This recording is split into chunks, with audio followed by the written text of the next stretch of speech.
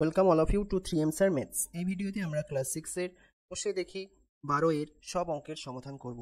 এখানে দেখতে পাচ্ছ টোটাল 1 থেকে 24টা অঙ্ক আছে। এই 24টা অঙ্ক আমরা খুব সহজে করব। এই যে চ্যাপ্টারটা, এটার নাম হচ্ছে তিনটি সংখ্যার গসাগু ও লসাগু। এর আগে কিন্তু তোমরা দুটি সংখ্যার গসাগু, দুটি সংখ্যার লসাগু কিভাবে করতে হয় তোমরা শিখেছো। আর এই চ্যাপ্টার থেকে তোমরা শিখবে তিনটি সংখ্যার গসাগু আর লসাগু কিভাবে করতে হয়। তো এই প্রসেসটা কিন্তু সেই একই রকম। তাহলে দেখো আমরা এক এক করে অঙ্কগুলো করে ফেলি। এক দাগের অঙ্কটা দেখো আমরা পড়ি। কি বলছে যে তিনটি ছোট ট্যাঙ্কে যথাক্রমে 35 লিটার, 56 লিটার ও 84 লিটার তেল আছে। হিসাব করি সবচেয়ে বড় কত মাপের পাত্র দিয়ে ট্যাঙ্ক তিনটির তেল পূর্ণ সংখ্যক বার মাপতে পারবো। তাহলে এখানে আমরা দেখতে পাচ্ছি যে সবচেয়ে বড় কথাটা আছে। সবচেয়ে বড় বা সবচেয়ে বেশি বা বৃহত্তম, এই সব শব্দগুলো যদি থাকে তাহলে তোমার বুঝে নিতে হবে গসাগু করতে হবে। তাহলে গসাগু করব আমরা কোন কোন সংখ্যার? 35-এর, 56, 84। এই গসাগু করার সময় সবসময় মাথায় রাখবে আমরা ভাগ পদ্ধতিতে গসাগুটা করব। তাহলে আমাদের যে সুবিধাটা হবে, এই যে সংখ্যাগুলো কোন সংখ্যাটা দিয়ে ভাগ যাচ্ছে এত কিছু আমাদের মাথায় রাখার দরকার হবে না। আমরা জাস্ট ভাগ করে যাব, আমাদের অটোমেটিক আনসারটা চলে আসবে। তাহলে দেখো আমরা কিভাবে এই গসাগুটা করছি। তাহলে আমরা সবচেয়ে ছোট সংখ্যাটা দিয়ে ভাগ করব একটু বড় সংখ্যাকে। এই হচ্ছে একটু বড় সংখ্যা 56, এই ভাগ করে দিলাম। তাহলে 56কে 35 দিয়ে ভাগ করি। তাহলে 35-এর নামটা কিন্তু কোনো ব্যাপার না, আহামরি কিছু না। 35 একে 35, 35 2-এ 70, আছে 56। তাহলে আমার নিশ্চয়ই 70 হবে না, তাহলে 35 একে 35ই নিতে হবে। তাহলে আমরা নিয়ে নিলাম 35 একে 35। এবার বিয়োগ করো। 6 থেকে 5 বিয়োগ করলে 1, 5-এর থেকে 3 বিয়োগ করলে 2। এবার এই 35 যেটা, এই যে সংখ্যাটা, এই সংখ্যাটা কিন্তু তোমার আবার এইখানে চলে আসবে, দিয়ে আবার ভাগ করতে হবে। তাহলে আমরা এই 35টা এখানে নিয়ে আসলাম। তাহলে আমার এই হচ্ছে ভাগ পদ্ধতির নিয়মটা হচ্ছে এই। তাহলে 21-এর নামটা পড়ো। 21 একে 21, 21 2-এ 42, আছে 35। তাহলে নিশ্চয়ই 21 একে 21ই নেব আমরা, একে 21। এবার বিয়োগ করো। তাহলে 5-এর থেকে 1 বিয়োগ করলে হচ্ছে 4, 3-এর থেকে 2 বিয়োগ করলে হচ্ছে 1। তাহলে আমরা এই যে একইভাবে একই প্রসেসটা তোমাকে ফলো করতে হবে, যে এই 21টা আবার এই জায়গায় নিয়ে আসবো। তাহলে আমরা 21টা এখানে নিয়ে আসি, এই 21টা আবার এখানে নিয়ে আসলাম। এবার 14-এর নামটা তো অবশ্যই জানো। 14 একে 14, 14 2-এ 28। তাহলে 28 বেশি হয়ে যাচ্ছে, 21-এর থেকে বেশি হয়ে যাচ্ছে। তাহলে আবার আমরা 1 দিয়ে দেবো। 14 একে 14। এবার বিয়োগ করো। 21-এর থেকে ডাইরেক্ট 14 বিয়োগ করলে হচ্ছে 7।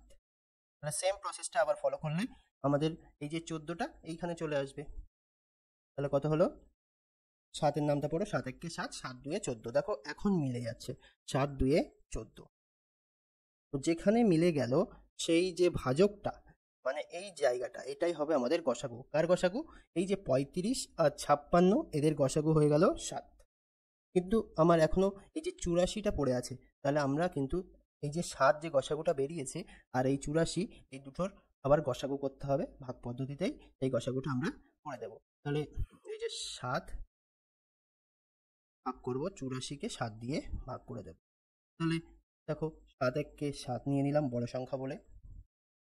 7 একে 7। এবার বিয়োগ করে 1 4, 7 2-এ 14। দেখো একেবারেই আমার মিলে গেল, ভাগ শেষ কিছু থাকলো না। তার মানে আমার এই যে 7 যেটা ছিল গসাগু, এটাই আমাদের এই গসাগু থেকে গেল। তাহলে আমাদের উত্তরটা হয়ে যাবে 7 লিটার। তাহলে উত্তরটা কি লিখবো? অতএব সবচেয়ে বড় 7 লিটার মাপের পাত্র দিয়ে ট্যাঙ্ক তিনটির তেল পূর্ণ সংখ্যক বার মাপতে পারবো। তাহলে আমরা উত্তরটা লিখে নিই। উত্তরটা লিখে নিলাম। অতএব সবচেয়ে বড় 7 লিটার মাপের পাত্র দিয়ে ট্যাঙ্ক তিনটির তেল পূর্ণ সংখ্যক বার মাপতে পারবো। তাহলে এই হয়ে গেল তোমাদের 1 দাগের অঙ্কটা। এবার 2 দাগের অঙ্কটা পড়ো। কি বলছে? যে আমাদের স্কুলের হল ঘরের দৈর্ঘ্য 2000 সেমি এবং প্রস্থ 1600 সেমি। হিসাব করে দেখি সবচেয়ে লম্বা কত দৈর্ঘ্যের ফিতে দিয়ে এই হল ঘরের দৈর্ঘ্য ও প্রস্থ দুদিকেই পূর্ণ সংখ্যায় মাপতে পারবো। তাহলে এখানে সবচেয়ে লম্বা বা সবচেয়ে বেশি এই ধরনের কথা বলেছে। তাহলে আমরা বুঝতে পারলাম গসাগু করতে হবে। দরকার যে 2000 আর 1600-এর গসাগু করতে হবে। তাহলে আমরা করে ফেলি যে ছোট সংখ্যাটা দিয়ে বড় সংখ্যাটাকে ভাগ করব। তাহলে 1600 দিয়ে ভাগ করব 2000-কে। তাহলে 1600 একে 1600, 16 ডবল হচ্ছে 32, তাহলে 1602 3200, তাহলে 2000-এর বেশি হয়ে যাচ্ছে, ওটা নেওয়া যাবে না, তাহলে আমরা 1600 একে 1600ই নেব। এবার বিয়োগ করতে হবে, 2000 থেকে 1600টা বিয়োগ করতে হবে। 0 থেকে 0 বিয়োগ করলে 0, 0 থেকে 0 বিয়োগ করলে 0, 20 থেকে 16 বিয়োগ করলে হচ্ছে তোমার 4। এই হলো। এবার ভাগ চিহ্ন দাও, দিয়ে এই যে 1600 যেটা, এই 1600টা আবার এই জায়গায় চলে আসবে। আগের অঙ্কে তোমরা দেখেছো ভাগ পদ্ধতিতে গসাগুর এটাই নিয়ম।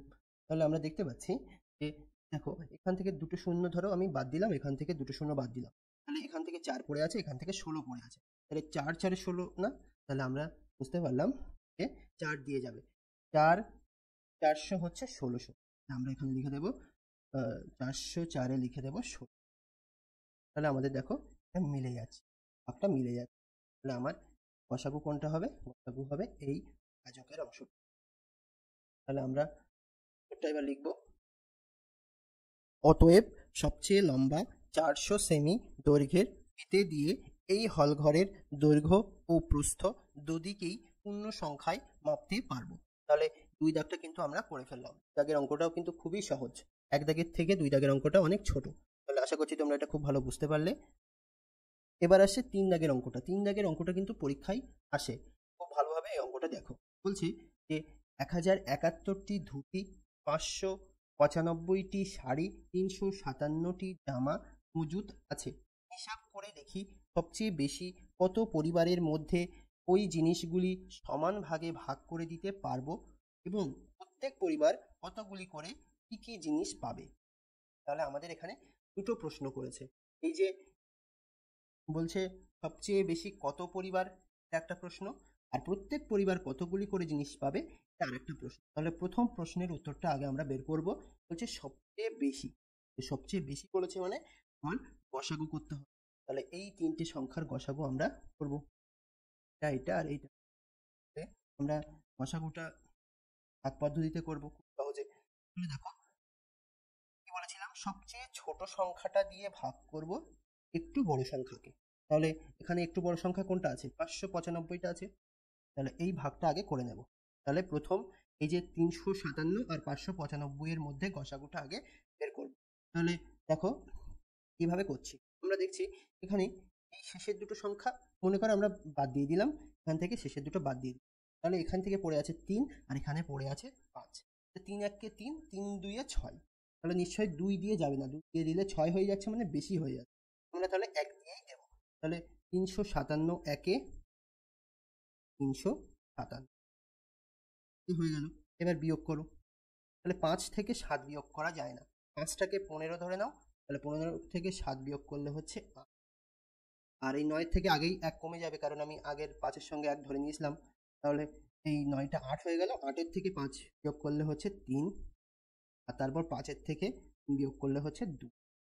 এবার একইভাবে এই 357টা তোমার এখানে নেমে যাবে 57, তাহলে একইভাবে তুমি যদি শেষের দুটো করে সংখ্যা বাদ দিয়ে দাও, তাহলে তুমি একটা ক্লিয়ার আইডিয়া পেয়ে যাবে যে এখানে 2 আছে, এখানে 3 আছে, 2 2-এ 4 বেশি হয়ে যাচ্ছে 3-এর থেকে, তাহলে আমার কিন্তু 1 দিয়েই দিতে হবে। তাহলে 238 একে 238, তাহলে এবার আমি বিয়োগ করব, 7-এর থেকে 8 বিয়োগ করা যায় না, ছোট সংখ্যা থেকে বড় সংখ্যা বিয়োগ করা যায় না, তাহলে 7টাকে 17 ধরে নাও, 17 থেকে 8 বিয়োগ করলে হচ্ছে 9, আর আগে যে সংখ্যা তার থেকে আগেই 1 কমিয়ে দাও, 5-এর থেকে 1 কমালে 4, 4-এর থেকে 3 বিয়োগ করলে হচ্ছে 1, আর 3-এর থেকে 2 বিয়োগ করলে হচ্ছে।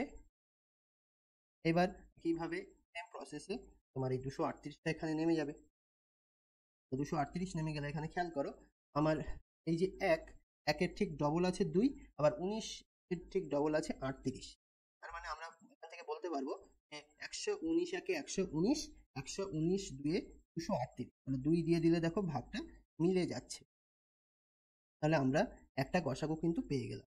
এই যে 119 যে গসাগুটা পেলাম, কার কার গসাগু? এই হচ্ছে 357 আর 595 এর। এবার আমার আর একটা যে সংখ্যা পড়ে আছে যে তোমার 1071, এই যে 119 আর 1071, এই দুটো গসাগু করতে হবে। তাহলে আমরা গসাগুটা করি, আমরা ডান দিকেই করছি গসাগুটা। 1019 দিয়ে ভাগ করব 1071, তাহলে খেয়াল করো আমরা এখানে যদি তুমি শেষের দুটো করে সংখ্যা বাদ দিয়ে দাও, এখানে আমরা দেখছি 1 আছে আর 10 আছে, মানে 1 10-এ 10, তাহলে 10 দিয়ে যেতে পারে।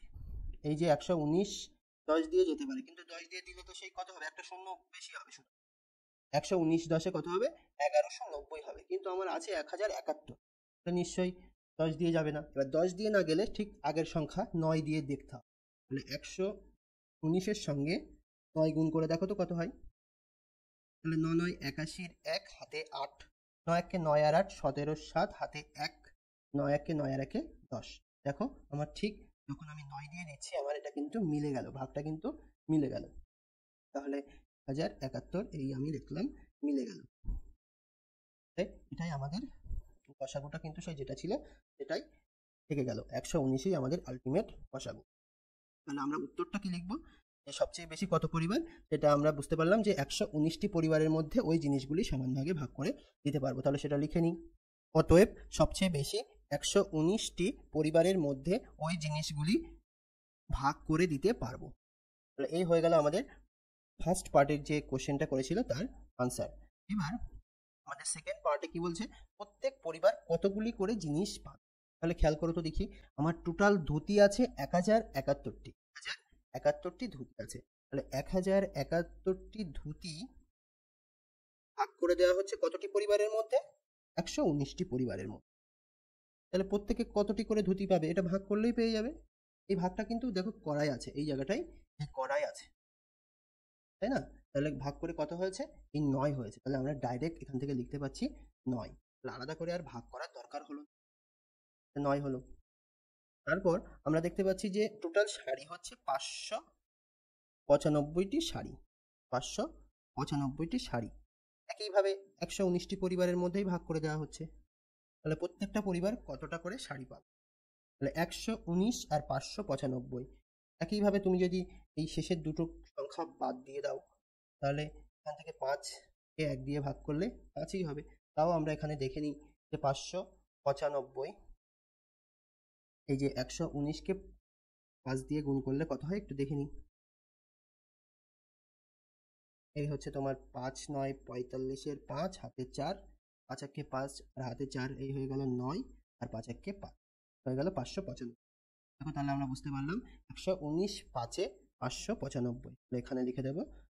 তাহলে বুঝতে পারলাম কি, তোমার প্রত্যেকটা পরিবার 5টা করে শাড়ি পাবে। এবার টোটাল জামা হচ্ছে 357টা, আর তাকে ভাগ করব কি 119টি পরিবারের মধ্যে ভাগ করে দিচ্ছি, তাই 119 দিয়ে ভাগ করে দিচ্ছি, ভাগ করছি, তাহলে 119 3-এ 357, 3 দিয়ে আমার ভাগফলটা 3 হবে। এখান থেকে তাহলে আমরা বুঝতে পারলাম যে প্রত্যেক পরিবার 9টা করে ধুতি, 5টা করে তোমার শাড়ি আর 3টি করে জামা, তাহলে সেটাই আমরা এবার লিখে দেব। অতএব প্রত্যেক পরিবার 9টি করে ধুতি, 5টি করে শাড়ি ও 3টি করে জামা পাবে। তাহলে এই যে 3 দাগের অঙ্কটা তোমরা দেখলে, এটা কিন্তু খুব ইম্পর্টেন্ট একটা অঙ্ক, বারবার পরীক্ষায় আসে। এবার 4 দাগটা কি বলছে দেখি, বলছে একটি ইঞ্জিনের সামনের চাকার পরিধি 1 মিটার 4 ডেসিমিটার এবং পিছনের চাকার পরিধি সামনের চাকার পরিধির 2.5 গুণ। হিসাব করে দেখি কমপক্ষে কত পথ গেলে চাকা দুটি একই সঙ্গে পূর্ণ সংখ্যক বার ঘোরা সম্পূর্ণ করবে। তাহলে এখানে আমরা দেখতে পাচ্ছি এই যে কমপক্ষে কথাটা লেখা আছে, তার মানে আমাদের কি করতে হবে, লসাগু করতে হবে। তাহলে কার কার মধ্যে লসাগু করব, এই যে সামনের চাকার পরিধি যেটা দেওয়া আছে আর পিছনের চাকার পরিধিটা কিন্তু ডাইরেক্ট দেওয়া নেই, কি আছে, যে সামনের চাকার পরিধি যা তার 2.5 গুণ বলা আছে। তাহলে আমরা এই সামনের চাকার পরিধি আর পিছনের চাকার পরিধিটা সুন্দর করে লিখে নিয়ে তাদের লসাগু করলেই আমাদের উত্তর বেরিয়ে যাবে। তাহলে দেখো আমরা লিখে নিলাম যে ইঞ্জিনের সামনের চাকার পরিধি 1 মিটার 4 ডেসিমিটার, যেটা লেখা আছে সেটা লিখে নিলাম। এবার দেখো এই যে মিটার ডেসিমিটারটাকে আমরা ডেসিমিটারে প্রকাশ করব। তাহলে জানো যে 1 মিটার সমান কি হয়, মিটারের পরেই হচ্ছে ডেসিমিটার, এই জন্য একটা শূন্য যোগ হবে, মানে 1 মিটার সমান হবে 10 ডেসিমিটার। এখানে আমরা লিখে দেব 10 ডেসিমিটার, আর পাশে যে 4 ডেসিমিটার আছে সেটা যোগ হয়ে যাবে, যোগ 4 মিটার।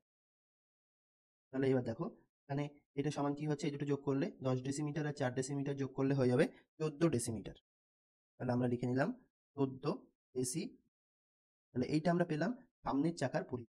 এবার পিছনের চাকার পরিধি কিভাবে বের করব, ইঞ্জিনের পিছনের চাকার পরিধি কি হবে, যে এই যে সামনের চাকার পরিধি যেটা তার আড়াই গুণ। তাহলে সামনের চাকার পরিধি লিখে নিলাম 14 ডেসিমিটার যেটা আছে সেটা লিখে নিলাম, তার আড়াই গুণ। আড়াই মানে আমরা এইভাবে লিখে দিতে পারবো, আড়াই মানেই হচ্ছে 2 1 2। এবার পাশে আমরা শেষে কি লিখে দেবো, শেষে লিখে দেবো ডেসিমিটার। এবার এই ক্যালকুলেশনটা করলেই আমার পিছনের চাকার পরিধি বেরিয়ে যাবে। তাহলে এই 14টা 14 থাক। আর আড়াই মানে কি, এই যে মিশ্র ভগ্নাংশ থেকে অপ্রকৃত ভগ্নাংশ কিভাবে বের করতে হয়, এই 2 এর সঙ্গে এই 2 গুণ করলে 2 2 4, উপরের 1 যোগ করতে হবে, 4 আর 1 5। তাহলে লবে হবে 5 আর হরে হবে যেটা আছে 2 থাকবে। এবার কাটাকাটি করবো আমরা, যে 2 1 2, 2 7 14। তাহলে আমার উপরে পড়ে আছে 7 আর 5। তাহলে এইটা আমরা এখানে আবার পাশে ডেসিমিটার লিখে দেবো, মিটার। এইটা সমান কি হবে, এটা সমান হয়ে গেল 7 5 35 ডেসিমিটার। তাহলে সামনের চাকার পরিধি পেলাম 14 ডেসিমিটার, পিছনের চাকার পরিধি পেলাম 35 ডেসিমিটার। তাহলে এখানে যে দুটো পেলাম এই দুটো কিন্তু আমরা লসাগু করলেই আমাদের উত্তরটা পেয়ে যাব, কারণ আমাদের বলেছে কমপক্ষে কত পদ গেলে। তো কমপক্ষে বললেই করতে হয় লসাগু করতে। তাহলে আমরা এরপর 14 আর 35-এর লসাগু করব। তাহলে 14 আর 35-এর এই যে লসাগু করবো, তাহলে কত দিয়ে দেবো, প্রথম 7 দিয়ে দিতে পারবো। 7 দিয়ে দিলে হচ্ছে 7 14, 5 7 35। আবার আমরা এখানে 2 দিয়ে দেবো, 2 দিয়ে দিলে এটা 1 হয়ে গেল, এটা 5 5 5 থাকবে। আবার আমরা শেষে 1 1 মেলানোর জন্য এবার লাস্টে 5 দিয়ে দেবো, দিলে এটা 1 তো 1 থাকবে, আর এটা 5 1 5। তাহলে আমার সাইডে যেগুলো আছে সেইগুলো হয়ে যাবে আমার লসাগু। তাহলে আমরা এখানে লিখে দেবো লসাগু। লসাগু সমান কি হবে, নির্ণয় কথাটা লেখার দরকার নেই, আমরা ডাইরেক্ট উত্তর লিখে দেবো তখনই। তাহলে লসাগু হয়ে গেল কত, 7 গুণ 2 গুণ 5, তো ডেসিমি লিখে দিলাম। এবার এটা গুণ করো। আমি কি বলেছিলাম, একটা 2 আর একটা 5 মিলে 10-এর শূন্য, শূন্যটা শেষে লিখে দেবো। তাহলে আমার এখানে 7 পড়ে আছে, 10-এর শূন্য লিখে দিলাম, মানে গুণ করলে কত হলো, 70 ডেসিমি। তাহলে আমরা এখান থেকে পেয়ে গেলাম 70 ডেসিমি। এইবার এই যে এটা পেলাম, এটাকে আবার আমরা যদি মিটারে কনভার্ট করি তাহলে কি করতে হবে, ডেসিমিটারের ঠিক এক ঘর আগে হচ্ছে মিটার।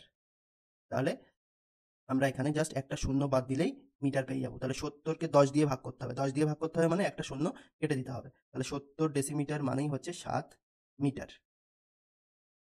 তাহলে এবার আমাদের উত্তরটা লিখে দিতে হবে, অতএব কমপক্ষে 7 মিটার পথ গেলে চাকা দুটি একই সঙ্গে পূর্ণ সংখ্যক বার ঘোরা সম্পূর্ণ করবে। তাহলে এই হয়ে গেল তোমার উত্তর।